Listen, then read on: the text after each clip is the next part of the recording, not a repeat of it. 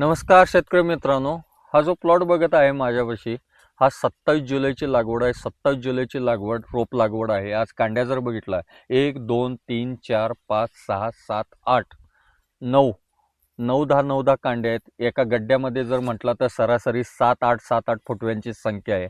हा प्लॉट आमचे चुलते विजय नेमिनाथ लांडे मोजे डिग्रज हा येथे प्लॉट आहे. सरासरी 2.5 एकराचा प्लॉट आहे. लागवड करतेवेळी 2 रोपातलं अंतर आम्ही सरासरी 2 फुटाचं ठेवलेलं आणि 2 सरीतलं अंतर हे सरासरी 4.5 फुटाचं ठेवलेलं. या प्लॉटला पाणी फ्लट पाण्यानं आहे, ठिबक नाही. तरी पण हा प्लॉट आम्ही सरासरी सहजरित्या 80 ते 90 टन पाडण्यासाठी आम्ही प्लॉटची डेव्हलपमेंट केलेली आहे. 80 टन उत्पादन काढण्यासाठी सरासरी आडसाली ते लेट आडसालीच ऊस असावा लागतो, म्हणजे जुलै ते ऑगस्ट मधलाच ऊस असावा लागतो. पहिला मेन महत्त्वाचा विषय. आणि याच्यामध्ये जे फर्टिलायझरचे आपण जे डोसेस देतो ते सरासरी NPK बॅलेन्समधलेच असावे लागतात, जे न्यूट्रिशन झाडाला सहजरित्या उचलता येईल आणि पिकाच्या डेव्हलपमेंटमध्ये काही अशा अडचणी येणार नाही.